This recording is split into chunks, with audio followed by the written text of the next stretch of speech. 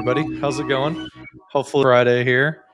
I hear the music play through Andy's microphone, so it looks like it's working for him. Hey everybody, how's it going? Hopefully Friday here. I hear the Sounds like we've music got a through Andy's a microphone, loop so it back looks on like your it's channel working there. for him. Hey everybody, how's it going? Hopefully Friday here. I hear the Sounds like we've music got a I'm gonna mute Andy while he figures out his system audio going back into his microphone. Hopefully you guys are doing well. I see there's a few people watching on YouTube here, and we're also live on the Cerner Yammer group. So if you guys are watching live, let us know in the chat. I'll turn the chat overlay on. Let us know where you're watching from, and I'm going to turn Andy's microphone back on and see if we hear a loop or not. In the chat, I'll turn the chat. Yeah, I still hear myself back through. Sounds like your Rode software might be looping back your browser into the microphone channel. Hey, we got Chris watching from Iowa. Wow. Vins, is that how you pronounce it? From the Philippines? Man, what time is it over in the Philippines? I'm curious. It's got to be what? Probably like, gosh, it's 10 a.m. here. What is it, like probably midnight or something? Got Michigan, another one from Michigan. Welcome everybody. I'm glad that you're here.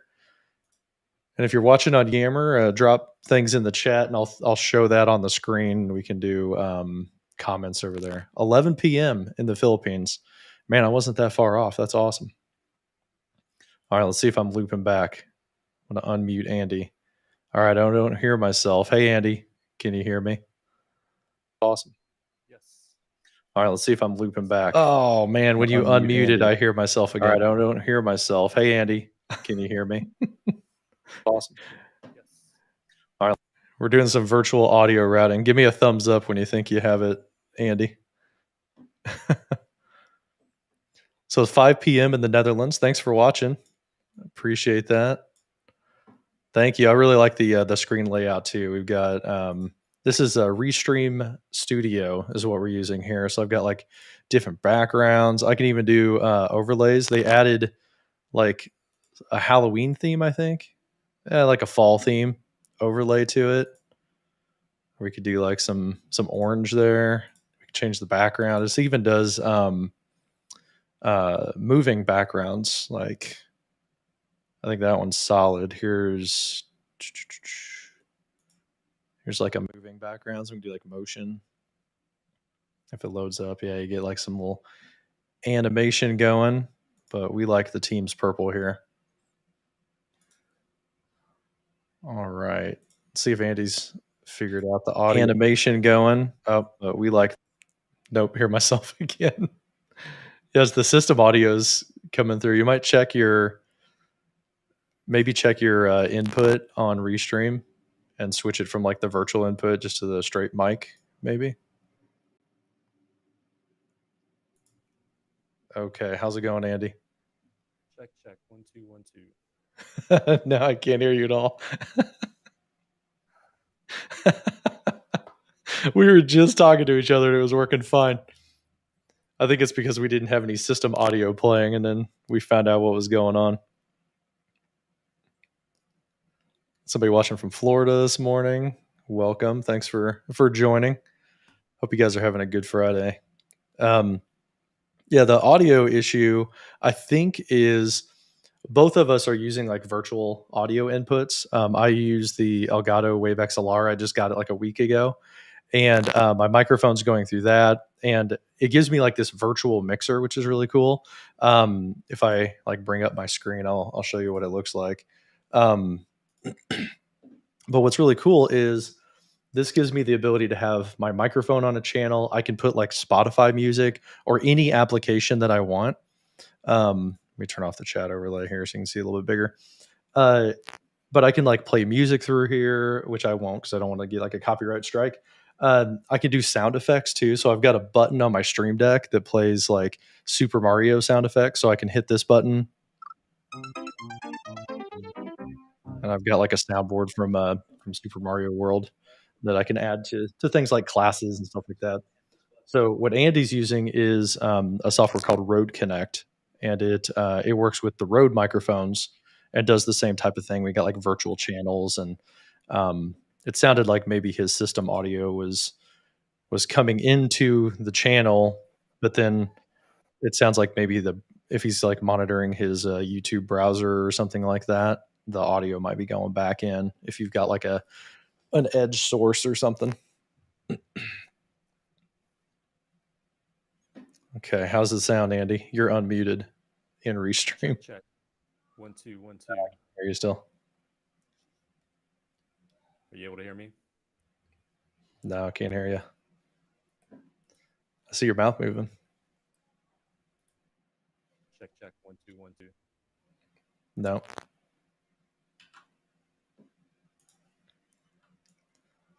Let's check Microsoft Stream here. See how many people we got on. There's 4 people on stream. 1 2 1 2. Hey, everybody from Cerner.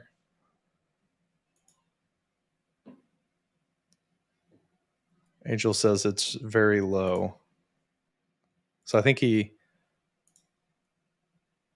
they can hear you, but you're just really quiet, I guess. Maybe my headphones are too low too. Try talking again, bud. Testing 1 2 1 2.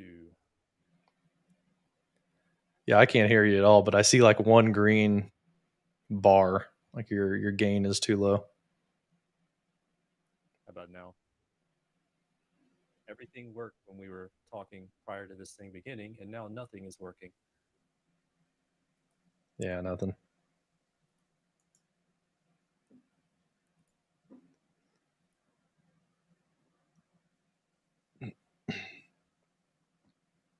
Check. 1 2 1 2. No, I see one green bar registering, but yeah, I don't hear you through my headphones at all. I'm probably way louder to the people on the stream. How's my audio sound, everybody? Am I clipping or anything like that?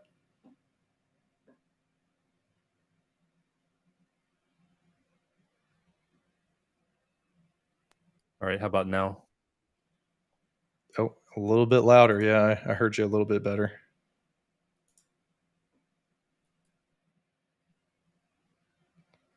I think we might have found the right fader.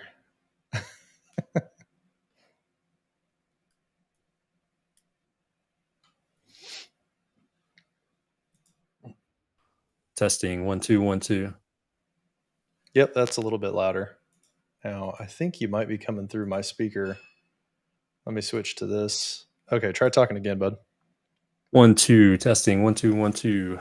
Oh, yeah, that's better. Cool. That's so weird. Everything worked when we were starting this up, and Yeah, this sounded fine. And as soon as we went into the stream, it went to poo. So, well. Yeah, that happens. Yeah, we're right. figuring out our new gadgets, but hey, that's why we do this stuff. This is a good learning opportunity for us to test things out, try out new technology. It's a great excuse to try out things rather than for like a paying gig or something like that. And we can work out all the kinks, and then when you do your classes and webinars, that everything's dialed in just right. And we just get to take advantage of that to do tutorials and show people how to do cool new stuff in Teams.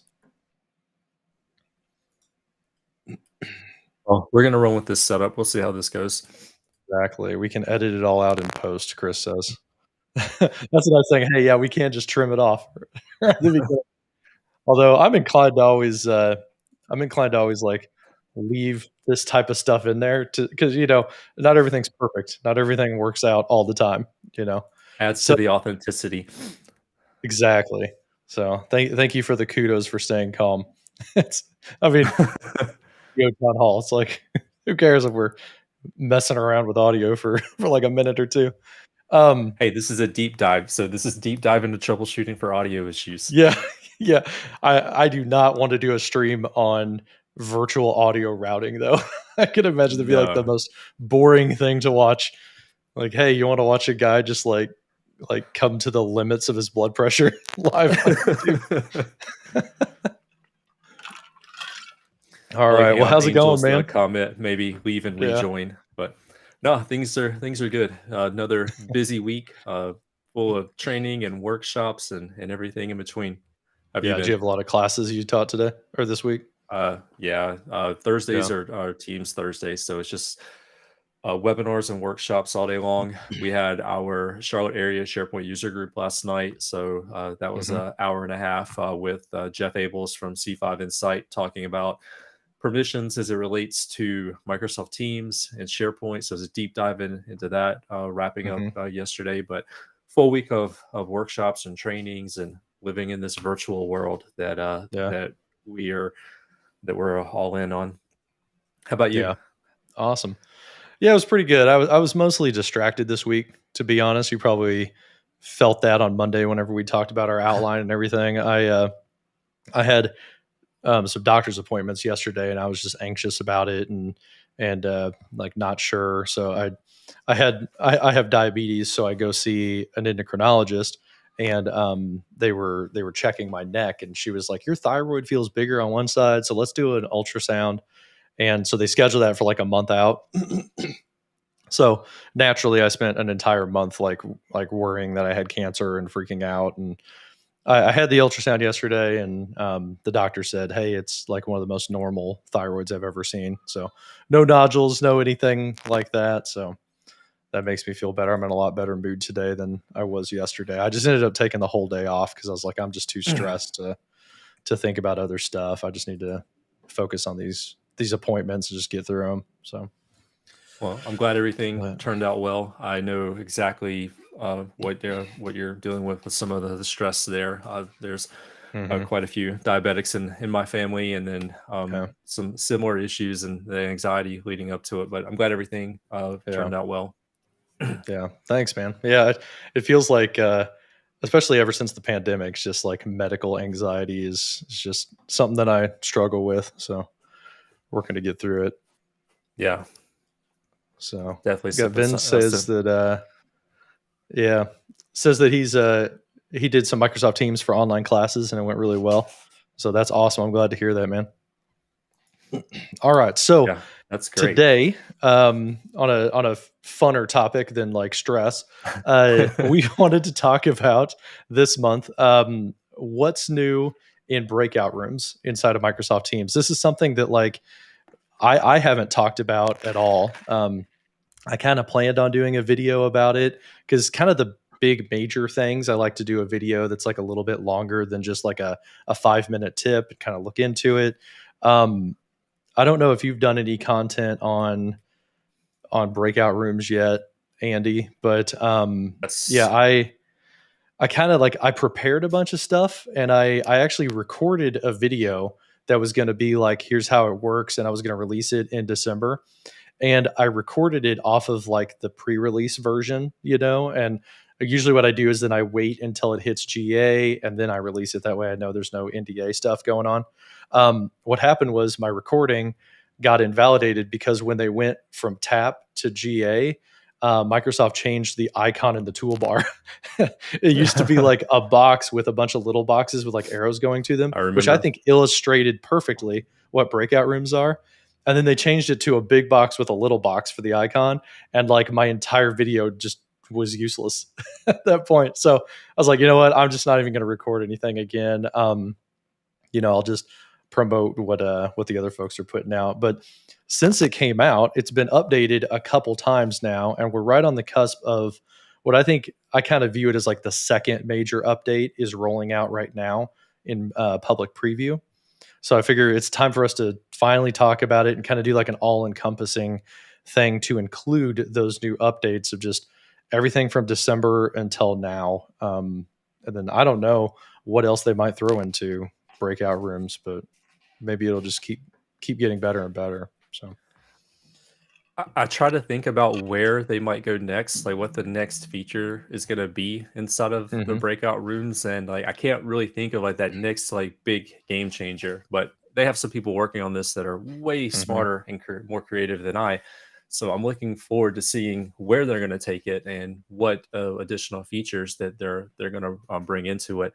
But I know Mhm. for my organization that this was a long overdue feature when they finally released it last year. I think the date kept getting pushed. I think it was announced early in the year, and I want to say we got Mhm. it around October maybe of last year, and it was a welcome addition to the Microsoft Teams meeting experience. And my team, we actually did a stress test on it a few months ago because we Mhm. really needed to know all the ins and outs and talk about how it compares with some of the competitors' products. And so we put it through the paces. There were about 5 of us on a call, and we pushed everything that we possibly could. We learned some really interesting things that you and I'll talk about here today with it.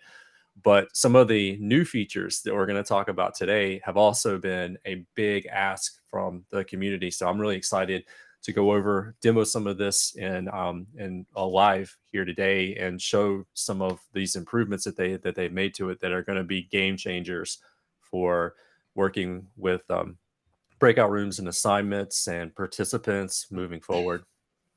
Mhm. Yeah, I'm curious. So you said you started testing it in October last year. It hit GA in December. I know. Yeah, it was one of those things that like I think they originally said July, then like August, then September, then they just pushed it out like further and further. Um, hmm did you have any workarounds you were doing before the official breakout rooms came Yeah. out to So Microsoft Teams? What were you guys doing? yeah, a couple of different things. We were creating sub meetings, so we'd have like a main meeting, and then we'd create a sub meeting, a secondary Okay. meeting scheduled at the same time, and we would put people into the secondary meeting. We also took advantage of channel meetings. We would create a Hmm. meeting in like the general channel, and then create a meeting in additional channels, and we would say go to this channel for this meeting and that channel for that meeting. The thing about the workarounds though, you don't have as much control. Like as the organizer, I could go and start the channel meeting. I could go and Hmm. start the secondary meeting. But if I'm in a primary meeting and I start a secondary meeting and wants me to switch over and join, so it puts me on hold in the primary meeting and it takes me over to the other one. If I'm doing it in a channel, in a standard channel, anybody on the team can go to any standard channel meeting and they can join it. And so getting people into the Hmm. right room and stopping them from switching and going to another room or into the wrong room was more work than we needed to do. So we didn't Yeah. advocate and advertise the workarounds and the capabilities that were available as part of that. We Hmm. just, our messaging was breakout rooms are coming in the fall. Hmm. We just don't know what year. Yeah. Yeah, there was a lot of pain in my org too. The one instance that I remember specifically is we did some education for our associates, all 26,000 people. Needed to go through this education basically through September timeframe, September, October, and breakout rooms weren't available. So what they ended up doing, under my advice, I advised them, hey, I think the best thing we could do would probably be channel meetings, and it was kind of a disaster, to be honest. It just we they scheduled the meeting that was like the core training, and that was just a regular Teams meeting. And then they were like, "Hey, we've added you to this Microsoft team for this training, and we've got these like 4 channels. Um, what we're going to do is if your last name is A through G, go to the first channel. If you're H through whatever, go to this channel." And they kind of split them up by last name. And they were like, okay, everybody go to Teams, go to the channel, and then join this meeting. And the problem was just getting there was like a huge disaster. They People would like get lost. They didn't know that the team was there because like maybe it was hidden underneath them because people are in like dozens of teams. Or one of the most common thing was people would get to the right channel, but they would hit the meet button at the top instead of joining the in progress meeting. They would start another channel meeting, and then there'd be like 4 people here and like 16 over in this other one, and it was like mass confusion. Um, so it didn't go very well, to be honest. And then trying to get them to Yeah. come back to the meeting, some people just never came back, and I think they just gave up on the whole rest of the day. So breakout It's rooms are much welcome compared to that experience. Oh my It's gosh. like the Mark Harmon movie, uh, summer school, where one of the gentlemen goes to the bathroom at the beginning of the summer school session, and then they don't see him again until the end. So like He just leaves. he just disappeared. He's just in the bathroom the whole time. So somebody's still in one of your meetings. They're still in a Yeah. channel meeting somewhere. They just never left. Haven't signed out. See, Chris says, I don't know if this is coming, but we were talking about like new features where things might go. People asking for the ability to bounce without being assigned. That would be kind of a game changer, in my opinion, too. That would really enable, in my opinion, like the idea of like a mini conference, right? Where you could Mhm. have like a big session, call that the keynote, the general session, if you will. And then if you could just open up the breakout rooms with no assignments and then let people pick which one, I think that would be about the only place that maybe they could go to really turn this into something else. And then you could run like a conference day or like a town hall that has breakout sessions, but let people kind of roam around. That would be super cool. We would need controls over it though. Like I would want to be able to turn that on or off. I would want to be able to have say as to whether people could freely move from one room to Hmm. another, because when we're using breakout rooms, typically we're doing it with a specific scenario in mind. We're Hmm. doing training and education. I need you to go and work with this facilitator for this next part. I need you to go over here and work with this facilitator so that we can scale the resources that we have Hmm. and have that control. The other use case that we have for breakout rooms is when we're working with like executives and they're communicating with the public, with the media, with stakeholders. We want to have like a boardroom session, and some Hmm. parts of it are open to the media, for instance. We have to have private conversation at some point, so we need control where we can put the media into a breakout room and keep them there, and then we can put the Hmm. executive team, the board team, into a breakout room and keep them there. That way they can have those private conversations and then come back to the main meeting and then continue the line of communication. So we need that level of control. But in other Wow. I haven't heard cases, that at like all. if That's a cool use case. yeah, that's Wow. one that one of my clients is actually using currently. Hmm. Um, and in other situations, bouncing between the different rooms, I could see the advantages to that. There are going to be some scenarios like a virtual conference. Like I want to, here's the main kickoff, and then here's five subsessions of it. I don't really like Hmm. this one. Let me go and switch over to this other subtopic. As part of that, I could see the use case for something like that. But as the meeting Yeah. organizer or as somebody that's like presiding over a meeting, for business case, I want the control. I want to be able to say yes, you can bounce around, or no, you can't. Hmm. Yeah, that would be super nice.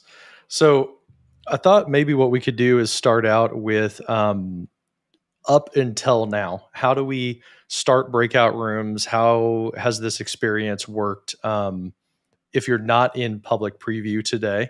So I was thinking that we could start out probably with Alex Wilbur. I've got his Teams client up. And if you guys haven't seen how to do breakout rooms, we'll demo it right here. Basically, what you do is the organizer is the one who has control over whether or not they create breakout rooms, where people are assigned, what they can do within the meeting. So we would need to schedule a new meeting here as Alex Wilbur. And if I add a couple people here, we'll do breakout room ad hoc. So we'll like call this ad hoc testing. We can do like Megan Bowen. We could add Oh, Andy to Megan, she's in this. every demo. Yeah, I know. Yeah, so we're gonna demo as Megan to show all the cool new stuff that is I coming out, discovered and her then Twitter account yesterday. yeah, I know who runs that parody account. They DM'd me a while back. I was like, oh man, I thought it was somebody else who was doing That this. So if he creates that, he doesn't have the ability to do anything before the meeting starts. You have to actually get into the meeting first, and then you have your breakout options as an organizer. So Alex is going to go ahead and join this meeting. And the button for breakout rooms is right here at the top. So we've got this little like rectangle inside of like a bigger rectangle, and that is what represents breakout rooms. Like I said before, I kind of preferred the old icon. Like when it was in testing, it kind of showed like these little flyouts, and I thought that was a little bit more like breakout rooms. But when Alex clicks on this, what he's going to get is this kind of welcome window that's like, all right, you're going to set up some breakout rooms. How do you want to create them? How do you want to assign people? And you can have up to 50 breakout rooms. And then you can put, is this correct, Andy? I think you can have 1,000 people in the meeting, and then you can put them into up to 50 breakout rooms. I think we can scale up to 1,000. I'll have to double check on that. I think It might be was like lower 300 now. It might be at like one point. 300. Yeah. I'll look at the So limits. yeah, so if you had 350 breakout rooms, you could have like 6 per room for 50 of them. If it's 1,000, then yeah, you scale up from there. And then you can choose whether you want to automatically assign people to the room or if you want to manually assign people to the room. And if you click manual, you're going to have to like select that person by person. If you click automatic, it will just divide up the meeting evenly and it will tell you, I'm going to put X number of people in X number of rooms. So it kind of keeps it balanced out. Oh, here we go. So we've got a comment. It's 300 max, according to Brian on the product group. So thank you for that. I appreciate that. Like, yeah, I wasn't quite sure if they scaled that feature up yet with the 1,000-person limit for large meetings.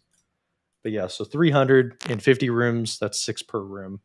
Or you could have less rooms, right? You could, put like 20 people in a room or something. So I'm going to create these rooms and they're just empty at this point because no one else is in the meeting. So one of the downsides that we've had up until right now in public preview is that if somebody is not in the meeting currently, they're not going to get assigned to a room. And I can't pre-stage that, right? I can't say, well, I've invited Andy, I've invited Miriam and Megan to this meeting. Can I put people in the rooms? Because it's not aware of anybody until they join the meeting. So if I go in here, I'm going to add Megan and Miriam here. So request to join. Then I've got to find Miriam's VM here. So accept that, accept this. And we'll put these two ladies in the meeting right there. So there's Megan has joined us and Miriam is coming in. She's eating some type of food on some steps. So she's really anxious to learn whatever's going to be in our breakout rooms. So now that a couple people have joined this meeting, oh, and Andy joined as well. So now I have available people and it's aware of who these people are. So now whenever I click assign participants, it comes out and I have this new look and feel. It used to be more manual than this, where you'd have to pick person by person what room they're going to go to. But the new modal that we have now for assignment has gotten even easier since December, where I can do multi-select. So I can put like Miriam and Megan, I can assign them by clicking in the upper right corner. I can put them in room number 1 and I could put Andy by himself. I could drop down individually or I can multi-select, put Andy in room number 2, hit assign. And then now you're going to see, instead of them being up in the available area, they're going to pop down into these breakout rooms. So everybody's been assigned. They get out of like the kind of waiting room. And then now if I drop these down, we have the 2 ladies and we have Andy by himself in room number 2. So that's that new assignment functionality, but we're still needing to do this on the fly during the meeting while everybody's waiting, and only the organizer can do this today. So some of the things that have come out since December, I don't know, what was it, like probably May that these features came out, like the timer and allowing movement, things like that. I think it was like about May or June. Yeah. But today, one of the nice features that we've had for a few months is if you click on the gear icon that takes you into the settings for the rooms, you have the ability to set a time limit right here in the middle. And this is a timer. So that automates a little bit of this process. So I could drop this down. I can, say that they're going to be in this meeting for 30 minutes. So 0 hours and 30 minutes. Now, when I open the room, there's going to be a timer going. At the end of 30 minutes, it's going to pull everybody back into the main meeting, which is really helpful. And I can set hours as well. So you can do up to 23 hours and 59 minutes for a breakout room. Anything in between 0 and a full day, basically, minus 1 minute. And then the other thing that we got are these two switches at the bottom here. The first one is, do I want to automatically move the people to the rooms? So that's checked on by default. That means when I open the rooms, it's going to push everybody to their respective meetings. And then a second one is disabled by default. This one is, are the participants allowed to return to the main meeting? So whenever they want to, can they come back to the main meeting, or do I have to close the room and pull them back in? So I'll leave that one disabled, and we'll just set this up. It's changing those settings. And then now if I open up the rooms, you're going to see that all of these three people are going to leave the meeting as they go and join their own session. And over here, we'll watch what happens to Miriam. So Miriam gets this banner across the top, says, hey, you're going to get moved into a breakout room. It's going to happen in 10 seconds. And here we go. So the other meeting goes away. And then now she's in a new meeting for, I think I put her in room number 1. So she's over here in room number 1. There's that timer, 29:53, 29:52. Megan is with her because she was assigned to that room as well. And then now they're having a private conversation, and Alex is by himself in the main room. We can see that everybody has moved to their respective spots. And Andy's just meeting over here by himself. It's lonely in the room too. Yep. And then whenever we're ready to pull them back, all I would do is I would hit the close button. That'll pull them all back into the meeting. One thing that came to mind here, I wonder, Andy, can we change the name of the meeting while it's live? I don't think I've ever tried that before. We'll do this, and we'll call this Contoso. We'll kind of do your thing, right? The people from the company, they're in one room. The external people, we'll put them in another room. So like Andy, he's external to the org, so we'll call him guests. And then, yeah, we could split up like the media versus the executive committee and kind of like put them in their own rooms, and then we could pull them back if we need to. So we see Miriam is still just says room number 1 for her for now. I'm curious because in another place that you have is the chat. I wonder if that renames the chat for us. Probably not, just because like this meeting was already created and already activated. I'm curious what happens. So we'll do hello world. Well, Alex Wilbur changed the meeting to Contoso. So when I do this chat, I bet you it's going to show up as Contoso for the name of the meeting. So we'll say hello, and then back over here in your list of chats, because it's just a meeting chat like you would expect, it says Contoso right there. So changing the name of the meeting while it is live does change, the name of like the whole meeting container on the fly. So that's good to know. Kind of like that. And if I want to make an announcement during this meeting, I can do that here real quick by clicking on like the little bullhorn icon. If I click on that, then I can say, hey, everyone, I'm going to bring you back in to the main meeting. Send. That's going to send a high importance message out to all of those breakout room sessions. So we'll see there, Alex has done a high importance because it was an announcement saying, hey, I'm going to bring you back into the main room. And then I just click close right here.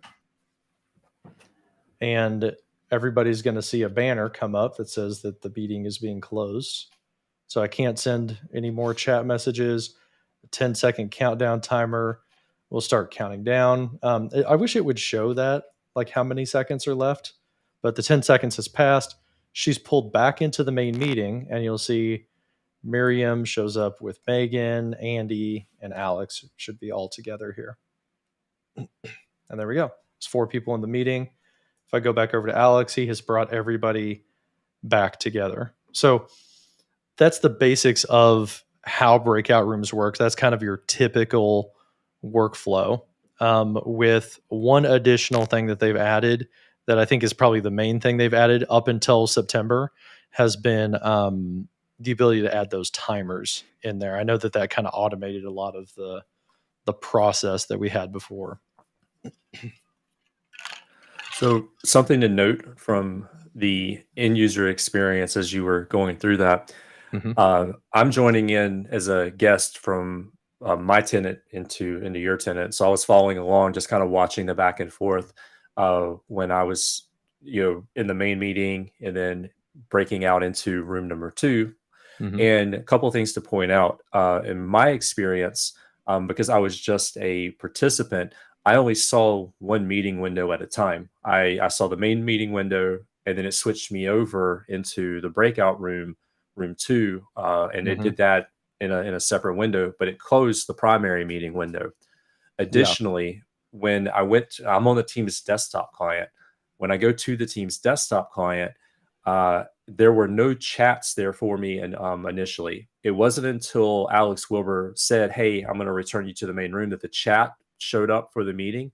And then in the main meeting, when that window popped back up, I typed in a message and just said, "Hey, I'm Iron Man and I'm back." Then the chat showed up for me in the Teams chat interface on the left hand side there. So just a couple of things to note.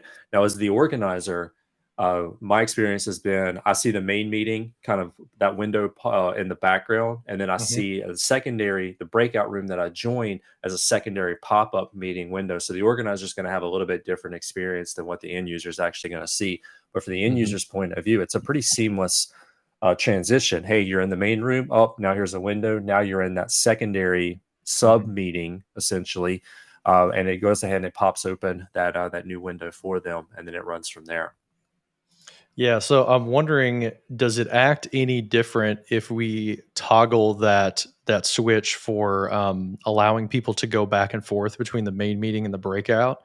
Like you said, the main meeting window went away entirely, but for the organizer, they can go in and out of the meetings if they want to.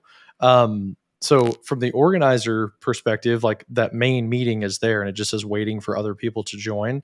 I'm curious, do we see both of them whenever we check this box, or do you only see the meeting that's active and it will like flip the windows for you automatically? So I'll go in here to the settings for the breakout rooms and let's allow the participant to go back to the main meeting on their own if they want to. So we've turned that feature on.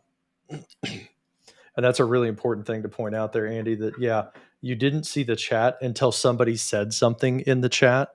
I saw that here where I did not see that under Miriam's account until you said, "I'm Iron Man and I'm back." Whenever you did that, now that chat exists for me in my list of chats. And that's that persistent chat, that I can chat after the thing's over. So we've changed that setting. Let's go ahead and open up these rooms again. We're going to push everybody back out to their respective rooms. So Miriam's going to get a banner. Andy has a banner on his screen. I'm going to turn on Andy's screen. You can see Andy is getting pulled out of that meeting, pushed into the main meeting. So Miriam just got pushed into her meeting right here. So there's Miriam's window. And we should see Megan will show up as well. There's Megan and Miriam. They're together. But now I have this new button that says return right up here at the top. Is that what you see, Andy? Here's Andy's screen. So here's what I see. Looks like I'm still in the main meeting there. Interesting. I see. Yeah, your room is closed. So let me go back to my screen. It only opened one of the rooms. I wonder if was it because I didn't have it selected. I just clicked the open button up here. All right, let's open it again. That was a fun glitch. It only opened one of the rooms when I clicked the open button to open all the rooms. All right, can you switch back to my screen? I got a countdown timer going. All right. There we go. So there's So, Andy's experience. yep. So now it's switched me to the Mm-hmm. breakout room. So I'm in the secondary room. Now I have the option up here to return to the main meeting. So it did Mm-hmm. light that up. So I'm going to switch Nice. over. Now I'm And now, back in yeah, the you're main back in the meeting. main meeting. So, but you only had one meeting window active at a Correct. time. So you're not Correct. seeing the other window like on hold or something like that. No, it's The other switching back and thing forth. that I noticed is this is Miriam's screen right now. And I noticed this on yours too, Andy. The menu bar, the title bar up at the top says Contoso and yours said guests. So the name of the meeting is contained inside of the window. And if we switch back over to Andy, so let me drag his screen over. At the top of his meeting window, it says the name of the main meeting, which was Breakout Room Ad Hoc. So you can see it right there at the top center. So that gives you a So, little visual indicator of where you're at if you're, an attendee. and notice up here in the upper right-hand corner, I'm in the Hmm. main meeting, but the breakout rooms are in session. I can Hmm. join my breakout room right up here. Yeah, so you can go back into the main or into the breakout room. You can go back and forth. It's not just going in. Denied. Oh, what does that error message say? It said what? You Uh, don't have access? yep, said I don't have access. So this is like I'm back in the Teams desktop client now, and if I go here, Hmm. this was the breakout room that I was in, and this is the main meeting here. So I'm in chat, just looking at the main meeting. I can go and So that join kicked from you out of all meetings. You hit a dead end and then you yeah, got basically like kicked out of everything. yep. Interesting. And now that you're back in the main meeting, you don't have the join button anymore at the top. That join button kind of went away.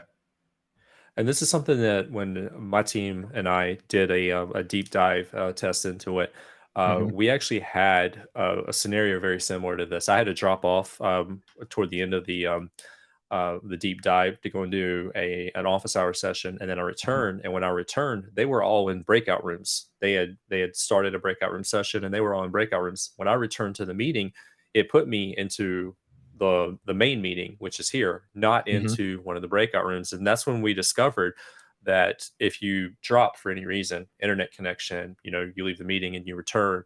Maybe you're having audio problems, you leave and you return. For instance, when I returned back to the meeting, it took me into the main part of the meeting. But if the breakout rooms are up and running through the team's chat interface, I can see the main meeting is going, and then if I were Hmm. part of a breakout room, that showed up as a secondary meeting inside of the chat area. And then if that breakout room were open and were running, I would have a Hmm. join button, and then I could rejoin from there.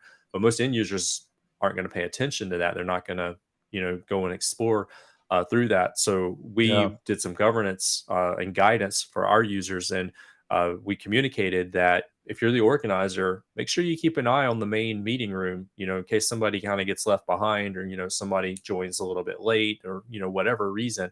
Make sure you keep an eye on that main meeting room so that people don't get Hmm. left out, and so that you can redirect them back to where they need to go. Yeah, because if I wasn't paying attention, this is Alex's screen, the organizer. If I wasn't paying attention, I wouldn't see that Andy came back in, and he's kind of stuck here at this point. What I've got to do is I've got to go reopen his room to go send him back off to his room because he got kind of clipped off somehow. And it's like, oh no, like rather than worrying about how that happened, it's just I just need to route him to the right place, right? That's kind of your job as the organizer or the person who's managing the rooms. Even with this new feature that we're going to talk about here in a little bit, um, the person who's managing and opening and closing rooms, they need to keep an eye on like what's going on so that somebody doesn't get stuck in the main meeting because they left completely and they got kind of like lost out there, outside of the spaceship, if you will. So that's one of the things that we had like under our things to try. Another thing that I have is with the announcements. We've got these rooms that are open now. what happens if a user responds to that announcement? What does that look like for the organizer? What does it look like for the people who are in the meeting? So if I'm Alex, I'm going to say, here's another announcement. That's going to send out to all of the breakout rooms individually. And Andy and Miriam, they could reply to it if they want to. So Miriam's going to say, cool. We flip back over. Alex does get a reply notification right here. But what I've noticed is I'm not, that wasn't sent to the main meeting. That was sent to the breakout session for the meeting. Therefore, I don't have the little red dot indicator on the chat bubble for the meeting that I'm sitting in because I'm sitting in the main meeting. I'm not in the breakouts. But I do get the desktop toast notifications. So, another thing to watch if you're an administrator or you're the person who's managing the breakout rooms is in the background, you see there's new chats in those breakout rooms. Because I sent something out to all of the breakout rooms, they're now available in my list of chats in my main desktop app. And because Miriam and Andy both replied, those chats went to that breakout rooms chat role, if you will. So here's an important announcement, cool.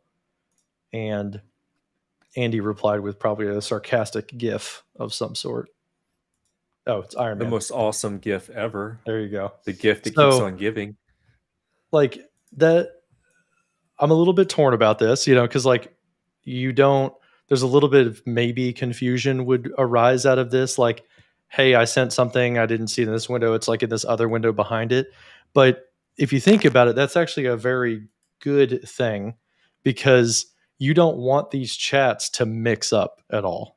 You don't want people to accidentally see things back because you could, you could like ask a question, that's like, hey, here's a personal question.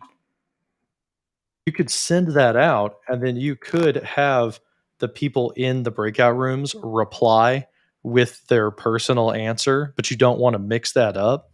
So it makes a lot of sense that the replies from the individual people would go into the breakout chat because that's where they are. They're the more important people. And you wouldn't want that coming back to the main chat messages because then people would see the chat from what they expect to be the breakout room. And in Andy, in your case of like you got executives and media that are like separate, you wouldn't want the executives to like post something in reply to the moderator thinking that the media couldn't see it, but then they could because it was in the main room accidentally. So that's just I think it makes sense, right? That it's like in there. It's just Mhm. you got to watch for people to come back in because they got kind of kicked out and they came back into the main room. But you also have to watch that chat to see if anything's happening that needs your attention. The other way that people could get your attention as the moderator is they could at reply the person. So even though Miriam has replied and said, "Hey, cool," and here's a personal question, I could get Alex's attention a little bit better by doing at Alex because he's a member of this chat. I'm able to say, hey, Alex, here he comes up. I have a question. So hard to type and talk at the same time. I have a question. And then that gets Alex's attention even more because it says, hey, Miriam mentioned you. So that shows the little at mention symbol. So that's another thing to kind of keep an eye on if you've got these windows tiled on top of each other. Keep an eye for that little red at sign because that will indicate that like somebody's trying to get your attention in the chat because you might have like a really chatty group and you want to make sure that like if somebody mentions you specifically that you're aware of that because you're not hearing the audio conversation. So now I've been mentioned in That's going to both be channels. some housekeeping and some expectations that you would need to set ahead of time. For example, if we're going to use breakout rooms for technical training scenario, and I'm the organizer, and I'm just kind of bouncing around from room to room, I want to make sure that I communicate to them my attention. Please mention me through the chat. That way, Mm-hmm. I get a notification around that, and then I can follow up and I can work with you. So we're gonna have to have some guidance ahead of time when you're going into the breakout room. Just a slide that Mm-hmm. says, "Hey, make sure you use the app mention if you need to get the organizer's attention." Pay attention to the announcements. Just know that if you reply to an announcement, I might not see it, so it is a good idea to go ahead and mention me. That way, I do get that notification and I can interact with it. Charlie is watching on Yammer, and he said, "I wonder if it closed the room because the last person left. Like whenever you left, and then you Yeah. couldn't rejoin." So let me do this, Andy. Let's take Miriam, and we'll have her return back to the main meeting. So she's coming back in. We're going to see Miriam next to Alex, and the meeting should still be open because Megan is in the meeting here. So Miriam is back, and she's not in meeting anymore. So let's go back here to assign participants, and I'm going to move Miriam to your breakout room, and I'm going to send her on her way. So I'm going to grab Miriam. I'm going to move her from Contoso to. I wonder if I can't do it because that group is open, or that breakout room is open currently. She's unassigned. Oh, no, I can do it.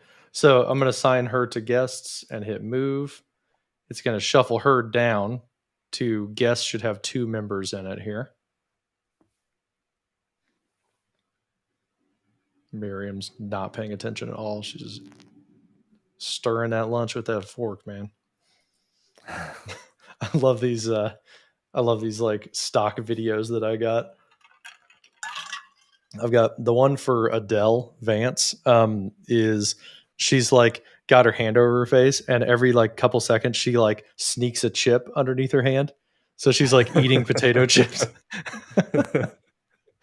So I've got 2 guests now, and because I assigned her and I said automatically move, it moved her right away into the other room.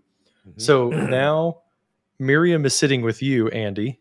If I drag your screen over here, go ahead and leave the meeting, and I'll watch from my side. We'll make sure that it doesn't close the room. And then let's see if you can rejoin because the meeting is still alive.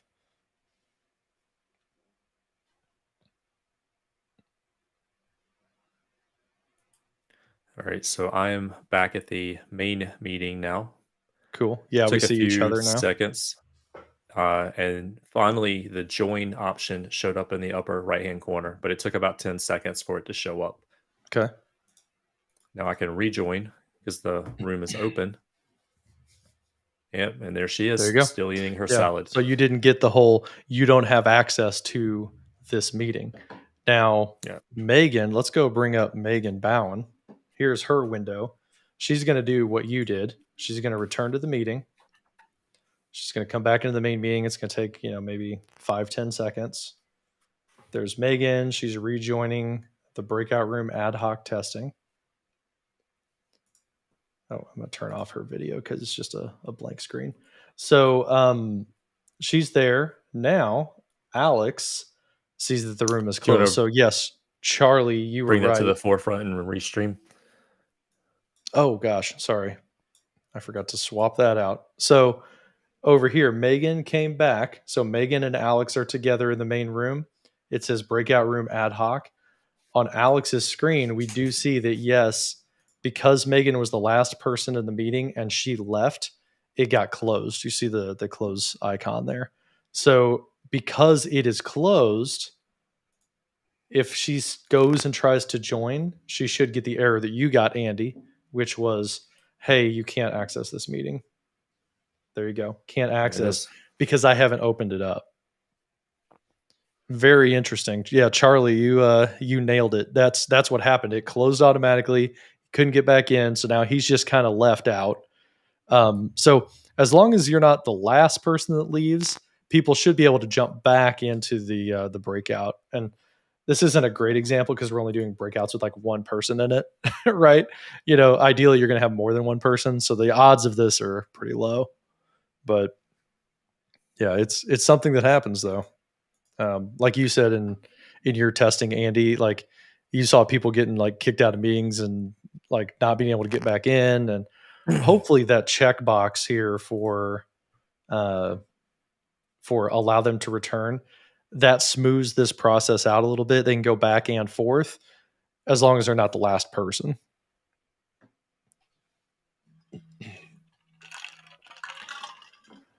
Yeah, so good governance that you need to make sure you pass along to your meeting Mhm. organizers so that they understand the intricacies of this. Keep an eye on that general meeting to see if somebody Mhm. did get kicked out of the meeting or somebody left and then they rejoined. Make sure nobody's just hanging out in the main meeting with nothing to do. Just so Mhm. you gotta keep an eye on that. Hopefully, hopefully they'll unmute themselves and say, "Hey, I got left out." You know, they'll kind of prompt you a little bit because you might be in the chat or something else going on. So that shows a little bit of like the organization of getting people in and out of the meetings. We've learned a couple things about like giving that control over to the users, you know, into the individual people. Um, some of the other things that they can do is it's just a normal meeting, so they can share content. Maybe they start a whiteboard. Maybe they start recording that meeting. Like, what happens to those assets is kind of the next thing I think to unpack out of this before we talk about like the new features. So, Andy, do you have experience with that? Have you like you've set up these meetings, you push everybody out, and then they like record those rooms, or they go whiteboard and they need to present it back to the main meeting? So as you were just saying a minute ago, when you're in a breakout room, it's essentially a normal Teams meeting. It has all the Mhm. functionality and features of a normal Teams meeting. Can you bring my screen up? Yeah, There we there are. you go. All right. So when I'm in the meeting, it's a normal meeting for me. I have Mhm. full access to the participants pane. I have full access to the chat window. I have my reactions. I have the meatball menu and all the controls there. I have my share tray, and I've got all the sharing options that are associated uh, with um, uh, with in my case the desktop version of Yeah, a team. So it's with a a normal meeting guest, for me. right? Because like you Yeah. can't Well. start a whiteboard. You're missing one thing is the Yeah. whiteboard, but yeah, you're able to do your screen at least in PowerPoint. Right. Yeah, so I can use, PowerPoint Live, I can share screens, I can share windows. So for me, essentially, it's a normal meeting. Now I am a guest in this tenant, so there's some limitations as to what I can do. Like I can't attach a file and share Mhm. that as part of the chat. Now I see this as part of the meeting window experience, but if I go to the Teams desktop client in the back end, I'm in this breakout room. There's the chat tab, so it shows the chat and the conversation, and then there's the files Mhm. tab. So if there are files, potentially I could see them there. Now I'm going to try and share because we're here. I'm going to see if it's going to actually let me share. So let me go and grab just a dummy document. Mhm. All right, so I'm going to try and share that. It says it's uploading. All right, so it says I shared it, showing up here in the files area. I'm going to go back to the Mhm. chat tab, and so And I there got an I was alert as able. the organizer too. Sorry to interrupt. I Yeah. also got right here, hey Andy in the guest shared a file. So I get alerted of that even though I'm not in the meeting. Yeah, so it added that to the chat Mhm. here in the desktop client. But if I go back to the window, I'll also see it as part of the meeting chat. It does show up there as well. But to the larger point, when we're in the breakout room, essentially it's a meeting. It's just like a Teams meeting. So Mhm. the functionality that you're used to inside of a Teams meeting should work. Now that kind of leads up to some of the other points that we were talking about just a moment ago. What about things like recording? So we're in a big meeting. We can record the big meeting, but what about recording the breakout room sessions? So the Mhm. recording is a feature that you can use. So with the appropriate permissions, you could go in and you could start a recording for the individual rooms. Now, here's where it gets a little nuanced.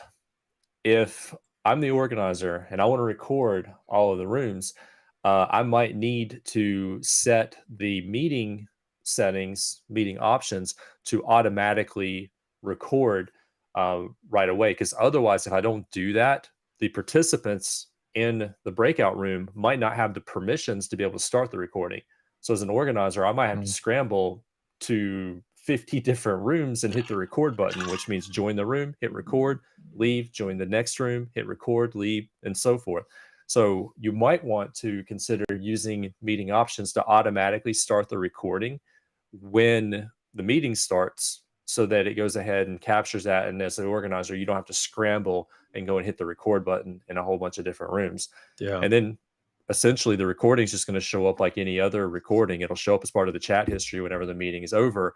And depending on how you're using your breakout room scenario, if it's a private meeting or if it's a channel meeting, as to where that recording is going to be stored. Either if it's a private meeting, it'll be in OneDrive, and if it's a channel meeting, it'll essentially be stored inside of SharePoint.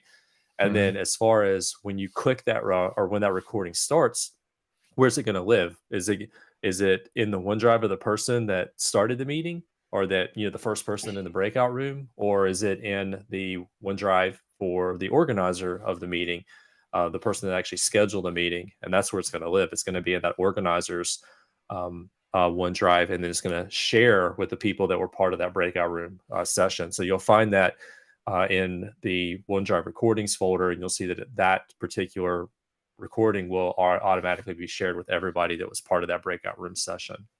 Mhm. So, yeah, I went Yep. ahead and I did that while you were, explaining the recording stuff. Miriam, because she's a member of Contoso, I clicked record as her. So you saw the banner come up, and just like you said, that little 1-minute recording, that is in the chat assets, the little thumbnail for the breakout. So we've got an individual recording that only the people who are assigned to the breakout have access to. The people in the other breakout can't get to the recording of the first breakout room because they're not, a member of that chat. Can you switch over to Miriam and go to Mhm. her OneDrive?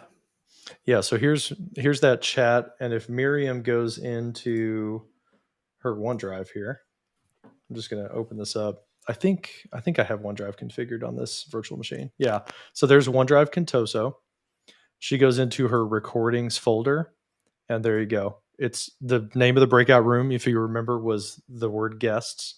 So it's named, let me get rid of this edge window. It's named guests, and it's 2021, October 22nd at, was it 11:01 and 27 seconds. So it's stored in Miriam's OneDrive because she's the one who pressed record, and it's automatically shared with the people who were in that meeting. So you see the little share icon next to the cloud right there. And I'm going to right click on this and hit share.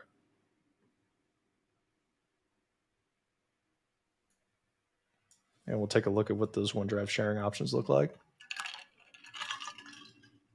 So there we go. It's shared automatically with people you specify, which is the members of that chat. So there's Miriam, and there was Alex because he's the organizer. And then you notice it's not shared with Andy. That's because Andy is external to the organization. So it's not automatically shared with him. It's shared with the people in the same company automatically. And the big bonus is you notice that they do not have editing rights, and it blocks the download of that video. That's just a OneDrive default for Teams meeting recordings is you can't download, like the other people can't download, only the person who owns the file can download it. Um, but that's how any recording works. So this is just like any other meeting recording, basically. Now, I'm curious though, probably one of the most common things that's going to happen, Andy, is sharing a whiteboard in there because they're like, hey, we're going to do some brainstorming. We're going to throw 3 of you guys in 3 different rooms, and we're going to come back and talk about it at the end. So, if that were the case, one, you have to have everybody be in the same company. You can't have guests in this situation because the guests currently do not have access to Microsoft Whiteboard.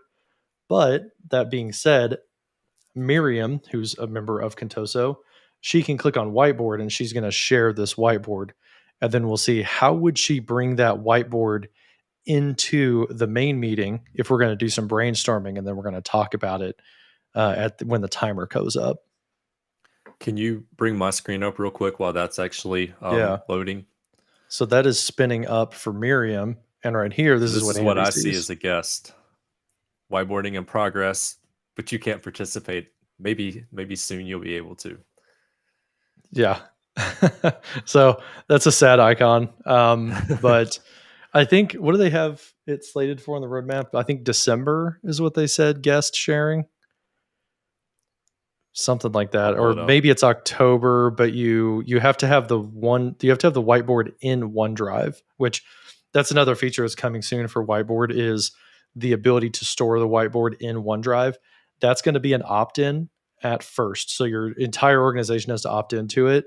But there's some caveats to that. It's going to be migrated and forced over to OneDrive in January. I just got a message center update last night that said, hey, January it's going to be OneDrive for everybody. That would be the architectural path, right? Is when it's in OneDrive, that's going to allow that sharing to be a possibility. When it's not in OneDrive, it's in Azure, it's not even a possibility currently. So according to the roadmap, Mhm. Whiteboard, external access in Microsoft Teams, any guest, external or anonymous, in a Teams meeting can view and collaborate on the whiteboard during the meeting. They will not have continued access to the whiteboard after the meeting ends. This feature only applies to customers using Whiteboard on OneDrive for Business. GA, October 2021. There you go. So I was right. It's got to be in OneDrive, and it's only going to work while they're in OneDrive. Now, for Cerner specifically, I don't know how it works with your customers, but we've made the decision we're definitely not going to turn this on until that January timeframe comes, because the message center post that we got was, hey, we know that you have people using this on Surface devices or Windows or iOS, because they know that who's using what apps. If you flip this on, if you're an administrator who's watching right now, if you flip Whiteboard over to OneDrive, it's going to break the iOS, the Windows, and the Surface Hub versions of Whiteboard for those new meetings that are stored in OneDrive, those whiteboards. So that's the reason why we're not going to go, because we don't want to break those clients. We're going to wait till the clients update, and then we'll go in January, as long as it doesn't get delayed. That's something else to point out while we're here. You're doing a whiteboarding session. I'm a guest. I can't see that. Now, I'm watching this on the stream. I can see what you're doing on the stream. I can see the Miriam's screen and what she sees over there. But the Teams meeting recording right now does not capture the whiteboard as part of the recording. So while you're doing this session, it's essentially just going to be a blank area in that recording. Now, I know the capturing the whiteboard session is on the roadmap for Teams meeting recordings, but it's not there currently. So this leads us into a little bit of a workaround situation. So you started this in the actual breakout room. So you started the whiteboard session in the breakout room. That activated the whiteboard. You could switch and you could open up Whiteboard in your web browser. You could open up Whiteboard in the Or the Teams tab. client, Yeah. and you could share your screen and share the whiteboard. And then because you're sharing a screen, the recording will pick that up. And so then it'll be actually part of the meeting. Now that's a workaround. It's a little bit of Yeah. extra work. Let me Additionally, do because that, I'm a actually. guest. So while you're doing that, additionally, because I'm a guest, I can't see what you're doing on the whiteboard. But if you were to open that whiteboard up in the Teams desktop client in the tab like John's doing, or if you were to open that whiteboard up in the web browser and you were to share that as part of what you're doing, then I could see that on my screen. I couldn't interact with it, but I could at least see the session, and then I would be able to at least visually participate, use audio and participate as well. So like if you share my There we window go. now, this is what I Yep. see. I'm seeing your desktop client. I see the whiteboard session. And I, depending on maybe one other workaround, as we're kind of deep diving into this, if we had the control set up so that I could request control. Maybe I could take control of your cursor and then I could interact through the control thing, but I wouldn't have my own cursor and be able to interact. Mm-hmm. There we go. Yeah, so you're watching me draw in real time because I'm screen sharing the tab from the main desktop client. So that is a good workaround for now. But yeah, in October, if you guys opt in early, in early 2022, if you wait until all the clients are updated, you won't need this screen sharing workaround for Whiteboard because you'll have external sharing. So, but that is really helpful to be able to do that for the people who are guests. Now, what I'm wondering, Andy, is okay, so we did some brainstorming. We came up with an awesome diagram here of how the square is going to feed into the triangle is going to feed into the circle. And we want to share this $1 million idea with the main room. How would we go about that? So I'm going to stop sharing my screen as Miriam. I'm going to go back over to my computer, and let's say Alex says, all right, great job, everybody. Let's close the rooms. Let's bring everybody back together. And then Andy and Miriam are going to share what they did in the whiteboard.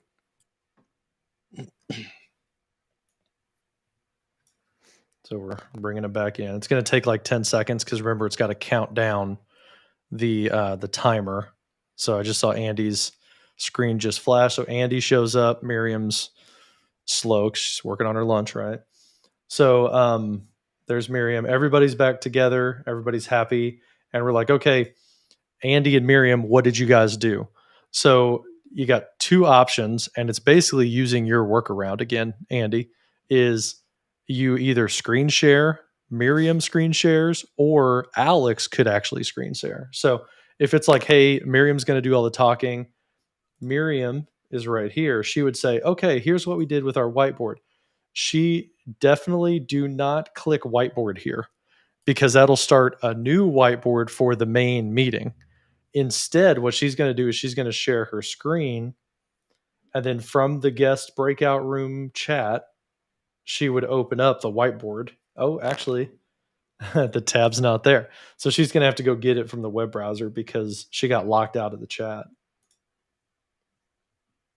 So let's go to whiteboard.microsoft.com, get it from there. This is where like it would be really nice, Andy, if you could share and click whiteboard and then you could say I want a new whiteboard or I want an existing whiteboard. If she could like grab that whiteboard and plop it into the main meeting, you wouldn't have to do this web browser stuff, you know. Apparently I got an Edge update.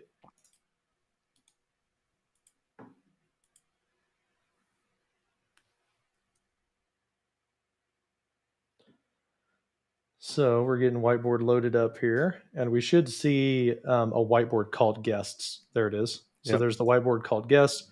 Miriam could now open that up in her Edge browser, share her screen, and then now she could present that to everybody in the main meeting and say, hey, here's what we brainstormed. So you can get it back if you're doing screen sharing. Now, Alex, on the other hand, what does he have options for? Alex is here. He wants Miriam to step through, or he wants Andy to step through. What did you guys do? Alex could share his screen. So he's gonna flop his screen up for everybody. But because Alex is the organizer, he maintains access to the chat because he's the one who owns the chat. So Alex could actually just open up the whiteboard tab for that breakout meeting and then show it. He doesn't have to go to a browser, log in, find the whiteboard, then open it up. So Alex, as the facilitator, could bring it up for everybody by sharing his screen and then just say, okay, Andy and Miriam, you have the floor. What did you guys talk about?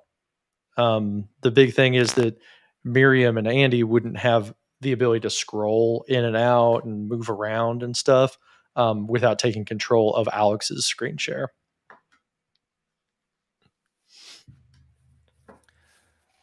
Gotta love the workarounds.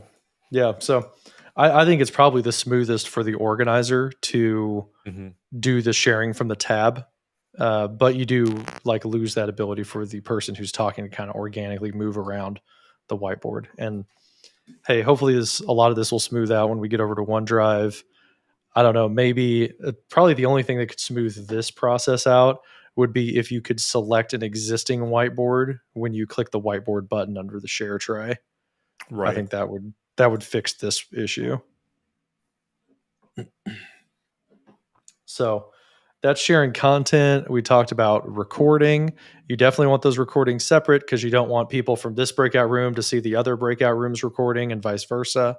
But people might do like a show and tell if they were working on a slide deck together or they were working on a whiteboard together. They're just going to share their screen and here's what we did in our breakout to kind of show their brainstorming session back in. So that talks about sharing content back in. We talked about announcements and replying to announcements. You want to look at the last thing I have on the list for things to try, Andy, is what happens for the web users. Like we've been showing the desktop client this whole time. Does this work if the person joins from the web, or do they have a diminished experience? How does that work? So let me stop sharing this monitor here. And I think if you want to go to the web, you can, or I can do it as Megan and we can see what she I'll looks do it. like. Cool. Let me flip screens for Okay. you. So Andy has left the meeting. He's going to go rejoin the main meeting from his browser. And then I'll put him in a breakout room and I'll send everybody to their respective rooms.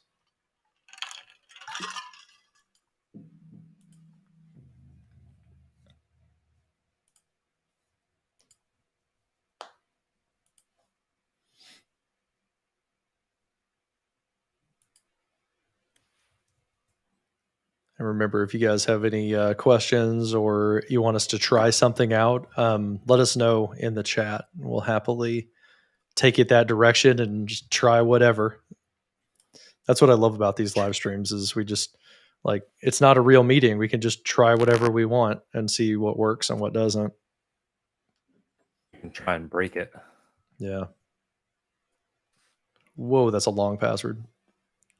That was a lot of dots. Password managers. Yeah. Plus MFA. Make it as hard as I can on the machines to brute force it. Yeah. Nobody getting into Andy's Teams client. All right. So I'm signed in. So let me switch over to Microsoft Teams in my web browser. Mm-hmm. So terrified that one of these days, like on a live stream, I'm gonna like accidentally type my password like in the username field. I did like, that in training.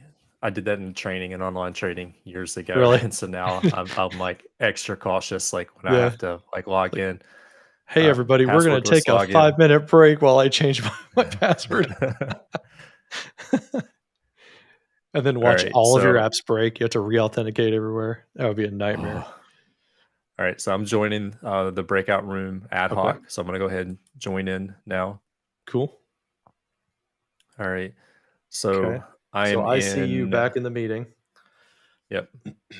All right, let me open up the rooms and we'll just leave you up on screen. See what this looks like for the web user. So the rooms are opening. You've got that banner. What does that say? You have 10 seconds.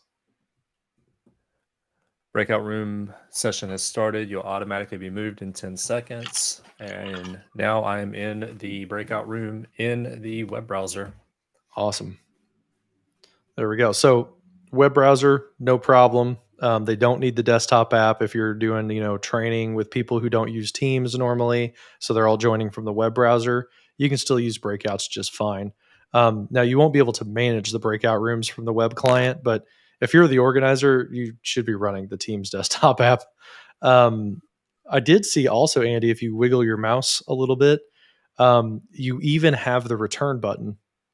So even that setting to go back to the main meeting, you go into the meeting from before, he can do that from the web browser as well. So you're not really losing any functionality by not using the desktop app when it comes to breakout rooms.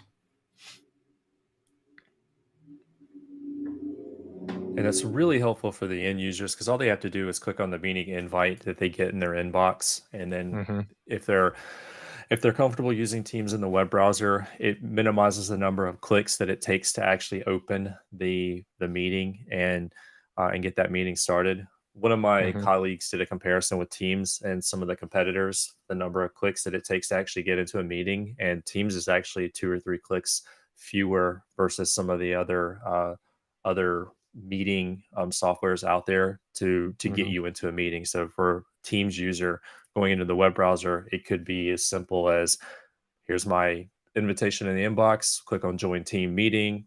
The web browser window opens. Do you want to open the desktop or join here? Just click Mm-hmm. join here, and then essentially you're in it 2 or 3 clicks, and you're in the meeting. And then the breakout rooms just seamlessly switches them right over, right inside of the tab. So it really just minimizes that workflow for the end user. They don't have to worry about, am Yeah. I clicking on the right thing? Am I navigating to the right place? No, it's handling most of it for them. So it's pretty slick the way that they put that together. Mm-hmm. Yeah, that's the main beauty of breakout rooms in general, right? Is that it's completely hands off for the person. Like I said at the beginning, we had people trying to go into channel meetings and it was a disaster. Like you definitely don't want to try to rely on giving users instructions and then having them execute those and times like 30 people in a meeting. Like there's some percentage is not going to make it. Being able to do it for them is killer. So I think now we are up to current day at this point in time. What is the new experience? I would call it the fall update. So we had the the initial release was in December. Then Breakout Rooms got a little bit of an update in the spring summer timeframe. That was the ability to reuse meetings if it's a recurring meeting, allow the movement, allow people to return to the meeting and to join the breakout meeting, and add timers. That was kind of the big one, was the timers. With the fall update, what's currently rolling out, we have the new assignment UI. So that is, let me switch my screen. That is the ability where you click assign participants and you see this wonderful table right here. So you have the ability to assign people without like a lot of clicks. You could do multi assigns, stuff like that. We have delegate management and pre-creation slash pre-assignment. So the easy one, the first one to talk about here, is delegate management, because I noticed, so Alex is actually in ring 4. He's total GA. He's not in a public preview at all. So I'm going to close this room. And I noticed that he has the ability to assign presenters. This is something, Andy, when you and I were testing on Monday, Alex didn't have this feature. So he got it this week at some point, which is wonderful. But he doesn't have the pre-assignment stuff quite yet, I don't think. So now that all the rooms are closed, I have the gear icon. I can delegate now who can present or who can manage the breakout rooms. And the way that I do that is I just turn on the checkbox for assign presenters to manage other rooms. And then I have a drop down where I can pick people from this meeting. So I can give Miriam the control to manage the breakout rooms. Now, I see Andy in here, but Andy is a guest. He's not a member of this tenant. I'm going to go ahead and add him and just see if it'll let him manage the rooms even as an external person.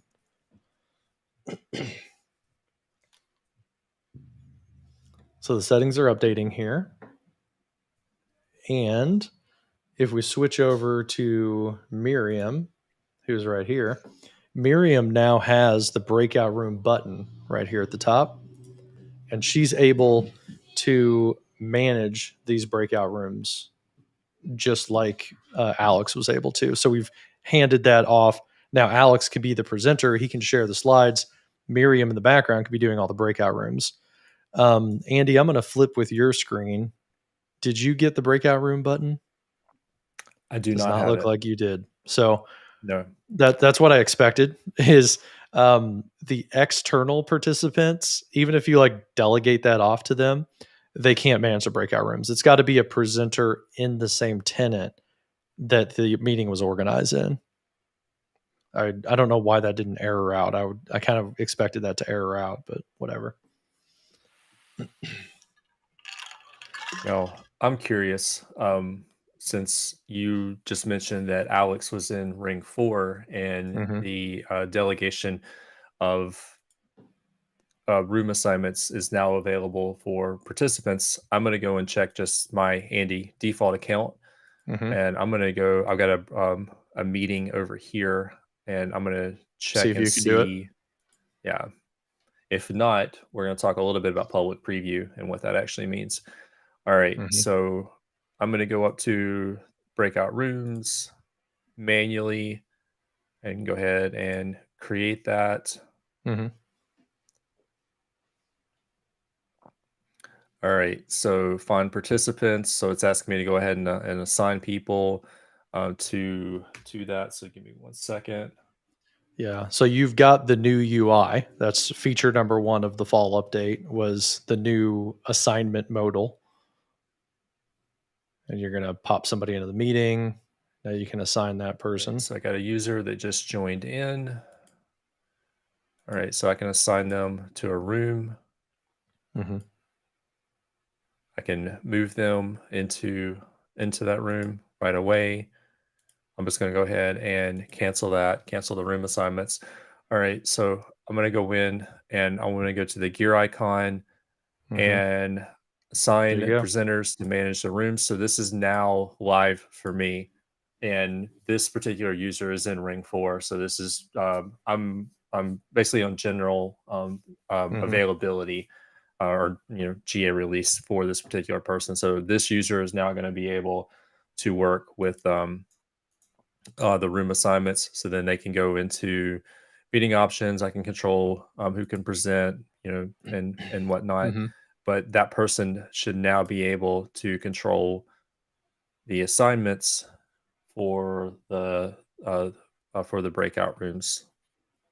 Yeah. So So if you that don't have is it now now, live. it's So very if we imminent. can, I do just want to Yeah. take just a second Yeah. to segue. Um, when John and I were doing testing on this at the beginning of the week, it was not available for our users in the client. It's on the roadmap for being released here in October. But when we were testing this on Monday for Ring 4 general Hmm. availability, these features were not there. We had to use the public preview for the user to do some of the testing. And so I'm just going to briefly show you the public preview. So let me sign me out, and I'm going to sign back in with my preview user.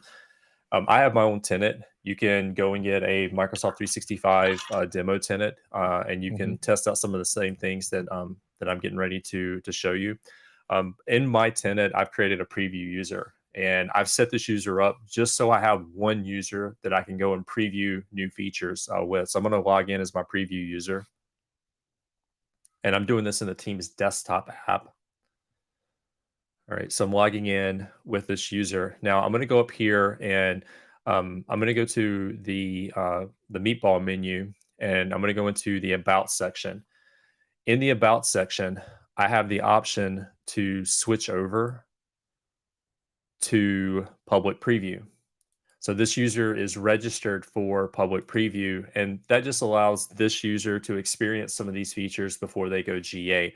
So John Hmm. was mentioning like the rings. There's internal rings like 1.5, 2, 3, 3.5, and 4. This puts this user in a preview ring so that they can see some of the features while they're still in testing before they actually are released. So this user is now identified in the Teams client. It's got a P up in the upper right hand corner of the logo. And this user is now logged in as a public preview user. So you can sign up for this today. I've got the instructions here. I'll post this in the for those of you that are viewing the live stream with us and in YouTube. I'll make sure you get that in that window. But basically, for the public preview, this is the Microsoft's got an article in docs.microsoft.com on how to sign up for public preview. So you just have to update a policy for the user in the admin center, and then you can pick and choose whether it's their preview for things like the um, based off of Office, or whether it's basically just enabled, which means all the time. So you set the update policy for the user in the Teams admin center.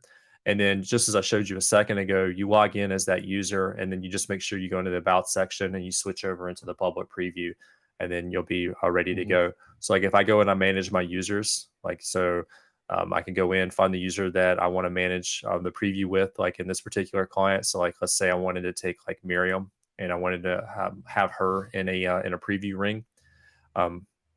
We'll go ahead and manage that user in the Teams admin center. Hurry up and wait. There we go. All right. And then I would go into the policies area, and then I would be able to work with the update policy.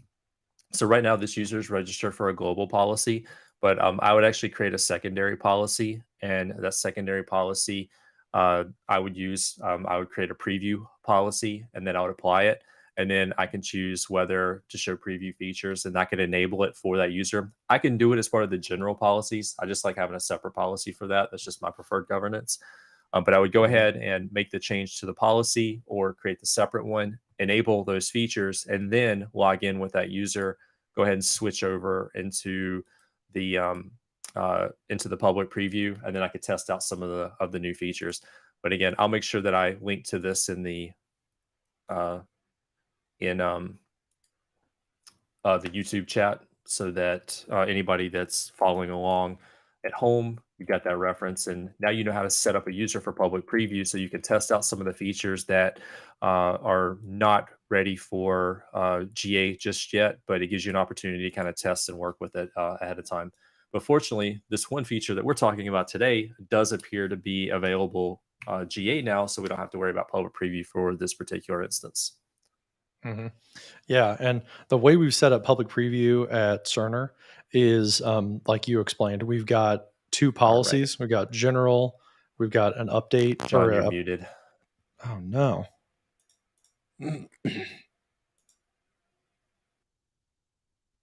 Okay, can you hear me now? Can you hear me now? Do we lose your audio? Maybe. There we go. I Still unmuted. not coming through. Can you hear me? Yeah, I can hear you. Yeah.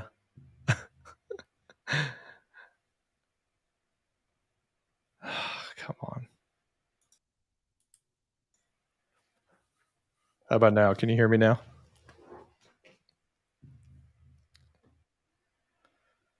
Dang it. For anybody that's out there watching in YouTube land, can you just give us a comment in the YouTube chat and let us know if you're able to? Okay. Chris says he can hear both of us. Chris says he can hear us both. Yeah.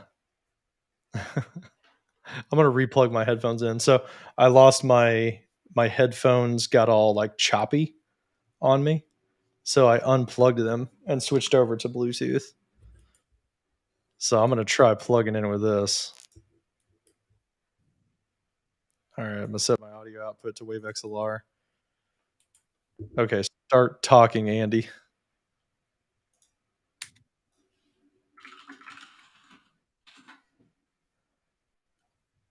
All right, everybody says they can hear me, but Andy can't hear me now. Oh my gosh, what is going on?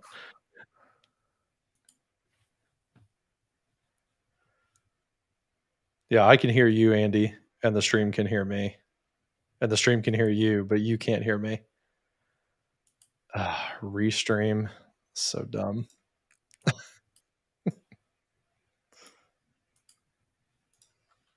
I'm going to chat with Andy and tell him I can hear you.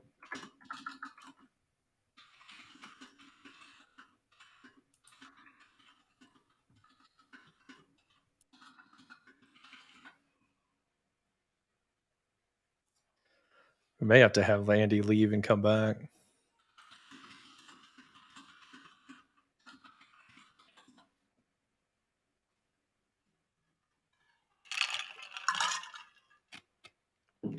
Okay, so Andy's going to work on it. He's going to leave and come back. But as Andy was talking about with the preview ring stuff, we set it up at Cerner. We've got an early adopter group. It has like about 500 people in it, and they are set to have public preview.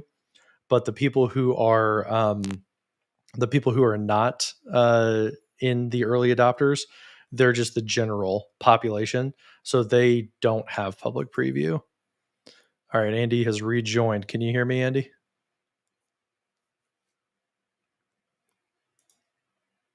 Can you hear me talking?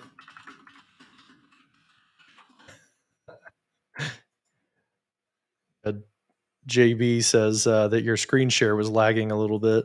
I wonder if it's like network problems or something.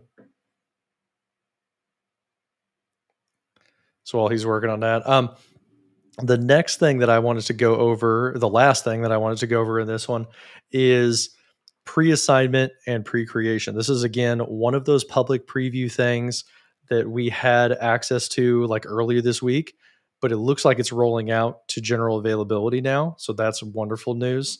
That is the ability to create the rooms without being in the meeting and even assign people to the rooms without them having to be in the meeting. And this is like super powerful. So, what I'm showing, I've got Megan Bowen here all set up, ready to go. And I created a meeting that I added like 6 or 7 people to, and I called it Breakout Rooms Demo. If I go in and edit the meeting, what you're going to see now is you see this new tab at the top called Breakout Rooms. And the Breakout Rooms tab is kind of like an app. So, you know how you can like click the plus button right here and you can add like the polling app and you can do forms before the meeting starts and all that cool stuff. Well, from here, you can do breakout rooms, and that's just one of these preloaded tabs if you're the organizer. If I open that up, that gives me a whole bunch of options now for making the rooms, naming them, doing options and assignments from the main Teams window. So this meeting hasn't started yet. I'm still just in the planning phase. I'm going to hit create rooms as Megan Bowen, and I'm going to make 3 rooms. Boom. They're getting created right now, but I've never joined this meeting. Nobody else is in this meeting. I've got my 3 rooms all set up, and I can even click on them. I can edit the rooms individually. Clicking on edit, I can call this room A, and then room 2 and room 3 because I'm psychotic like that. Um, so I've got these 3 rooms. They're made. If I click assign participants up at the top, I can click that. We can assign the participants to the rooms automatically or manually. I'm going to click automatic because I don't really care how they get spread out. And now it's assigning the participants. Boom. They all came out of this unassigned queue up at the top. We've got 2 people here, 2 people there, and 2 people in room number 3. They're all good to go. I can rename the rooms, do all that cool stuff. I can add more rooms if I want to, and then I can balance it back out, reassign people. I can recreate the rooms from scratch, or I can blow them away and not have any rooms. And then if I go back up to assign participants, I have that same modal we had before, right? So I've got the ability to move Alex to room number 2 and put Miriam in room number 3 and hit assign. And you'll see these numbers will change across the bottom right here as well.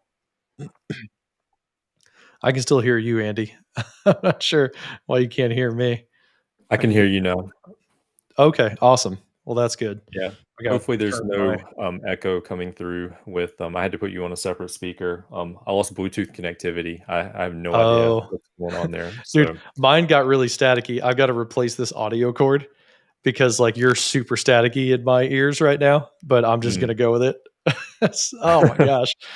Freaking I swear audio is the worst part about like video production and live streaming stuff. It's the most important thing, but it's also the hardest thing. Tony says there's no echo. So thanks, Tony. I appreciate it. Thanks for sticking with us. Um, so I've reassigned people. I've moved them around inside the rooms.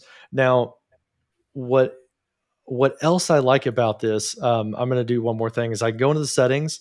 I can put a time limit on it. So I'm making these rooms early. I'm going to put like a 9-minute timer because I don't know why, and I can even delegate the presenters. So I'm going to like give this also to Alex. He's going to be kind of my co-presenter. Set that up. Okay, it's changing the options. Those are baked into the team meeting now. And then like Andy was talking about way earlier, like an hour ago.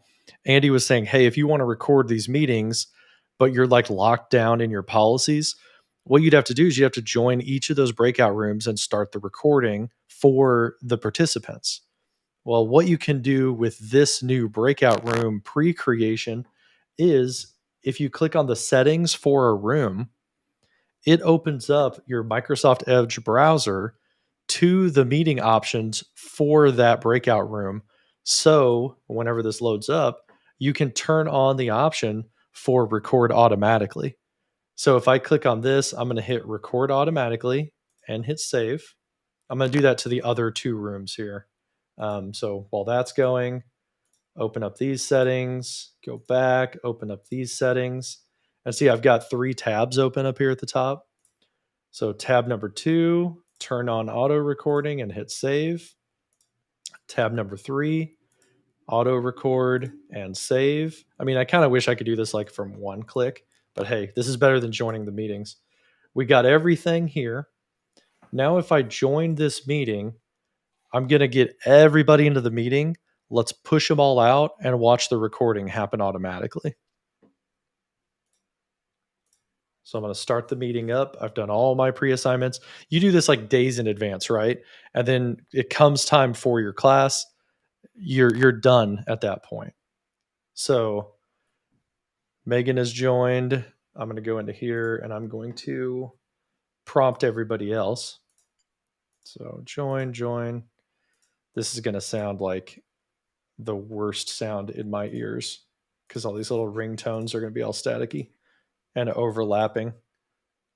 Oh man, this sounds like a bad NES game. It's like super staticky. There we go. All right, so all these people are going to join. Join. This sounds like garbage 8-bit audio. Okay, so we're getting everybody in here. And back over to Megan. So everybody's in the meeting.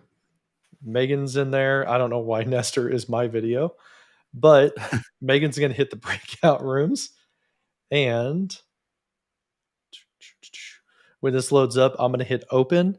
It should push everybody out to their respective rooms and automatically start recording. So we're going to hit open.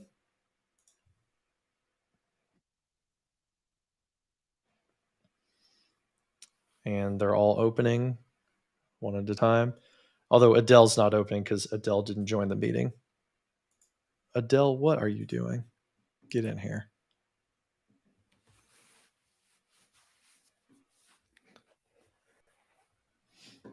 I joined a meeting on every single app. My VM downstairs in my basement is just like screaming so loud. my server rack. I'm running my VM in Azure. Are you? Yeah. So you got letting it burn up the data. You don't have to worry about cooling. So all those rooms are open. Let's flip over to, there's Miriam. She is in room number 3. And there you go. It automatically started recording. It's got a 9-minute timer counting down. It gave her the banner saying that it's recording. Miriam and Nestor are now in the meeting together. And there you go. So that shows, there's Adele. Come on, Adele. Okay, watch her video. So she's going to lift her hand up here in a second, and she's going to sneak a chip. Just watch. Watch the left hand. Here she goes. She's nodding. Oh, she's reaching. Where? Oh, come on. There we go. There, she's going for the chip. There it is. I love this video. It's ridiculous. All right, so that shows that from the calendar. Oh my gosh, I'm in Alex's thing right now. So you can see that like from the calendar in Teams, you're able to manage these breakout rooms now before the meeting even starts. And now Megan had like this super clean experience by going in, like doing her configuration days in advance. Then whenever she comes back in for like the day of the class. All she's got to do is hit open and everybody goes off to their respective place. And it auto recorded because you have the meeting options available to you. So that was the last thing that I wanted to show, Andy. And I think we're about ready to bring this audio train wreck to a to the station. People ask us all the time about our gear, and every time we add something to the audio portion of it, these are the things that happen. These are Mm-hmm. the you're adding to the complexity of that workflow, and who knows what broke at that particular point. I mean, the Bluetooth just completely dropped. It worked for an hour and 40 minutes, and then all of Mm-hmm. a sudden we're getting ready to go into a demo, and it breaks. So thanks for Yeah. taking the lead I'm on going to that switch on the back last over to part, which my is probably the Bluetooth. part everybody was most interested in, of what's actually new, and the new interface for pre-assignment, but also delegating other participants to help work with the assignment of breakout rooms. When you're working with up to 300 people in a session, Mm-hmm. having somebody to help you delegate and assign people and put them in the rooms, and being able to do that ahead of time really is so much better than what we've dealt with, which is basically log into the meeting early, scramble, and try to get the rooms created. And then when everybody starts joining, scramble and try to get everybody into the correct room. That eats up time Mm-hmm. in the meeting. So you have to schedule additional time to the meeting ahead of time. So having some features like this is going to make life so much better, especially for technical training scenarios. So Yeah. I It'll am make people very feel more in happy. charge. You know, Yes.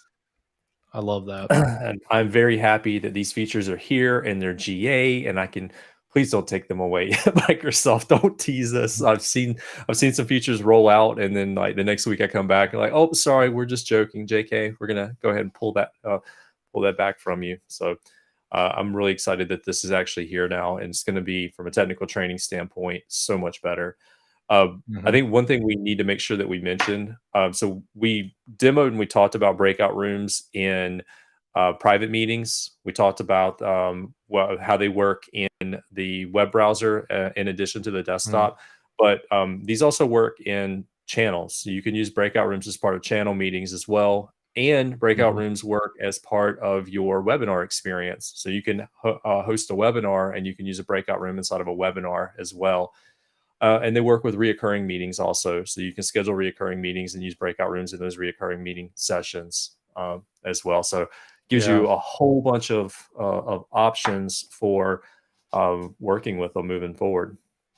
Yeah, and in those reoccurring meetings, you can actually you don't have to make the breakout rooms every time. It'll be retained. Who was assigned to what room will still be retained. You can just open the rooms again at the next recurrence, and you don't have to like reinvent the wheel every time. So um, they're pretty powerful. They've come a long way. I think, like the chat said earlier on, if we could just make it so that the rooms are available and optional and people pick what they want to go to, I feel like this feature would just be like totally rounded out if you could make like a Yeah. mini conference out of it. I feel like that they'd be done, at that point. So super I cool was just thinking features. about this while we're kind of bringing it home. Mhm. When we started this, we mentioned, there were some features we're going to talk about today that pretty much like brought the breakout room experience where we wanted it. And it was, at the time I was struggling to think like, what would I want next? But I just had an epiphany, and something that I would like to see in the future is not only taking like the pre-assignment and putting that together. I would also like to Mhm. be able in the future to pre-populate a room with like maybe content. So if I'm doing technical training and maybe I'm moving you through a couple of different rooms, I would like to have some materials and things already in that room. So when the session goes live, everything that you need is already there. With the way that Mhm. the creation of the meeting and then the breakout rooms works today, you can create the main meeting and you can provide materials, your pre-meeting experience, use the files tab, upload whatever you want ahead of time. But for the actual breakout rooms themselves, we don't have the ability to pre-populate it with content. So that would be something I would be interested in the future, here's a room, and let me go ahead and attach some files to the room, some handouts, some exercises, things like that. I think that would be something that I would like to see in the future. So I'll try to get a hold of the product team and provide that feedback, or maybe they're listening. Yeah, So maybe yeah. maybe we'll have a new user voice we could we could start using at some point too. So next time on whatever we should like maybe figure out a name for this someday on What are we gonna break our this deep time? dives with John and Andy.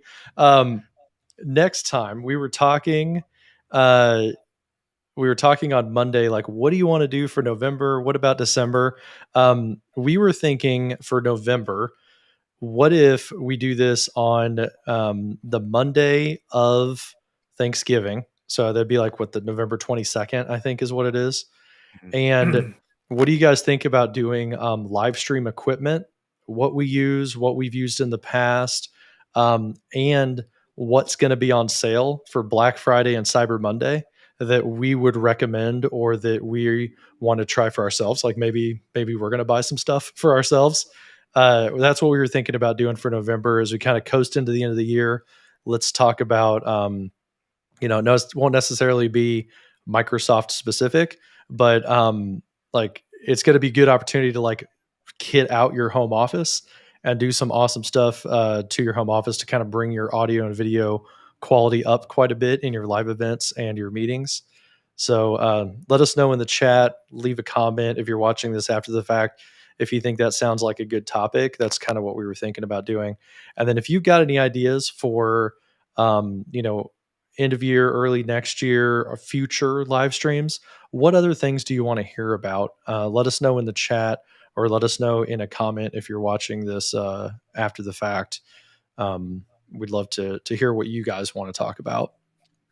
Yeah, let us know what you want us to try and break, because we have a lot of fun really diving into all the knobs and switches and trying to think outside of the box and find some workaround for some scenarios. So Mhm. I personally like playing Stump the Instructor. So if there's something out there that you're interested in and we can do it, yeah, we're game. We'll definitely try it. Sounds good, man. All right, cool.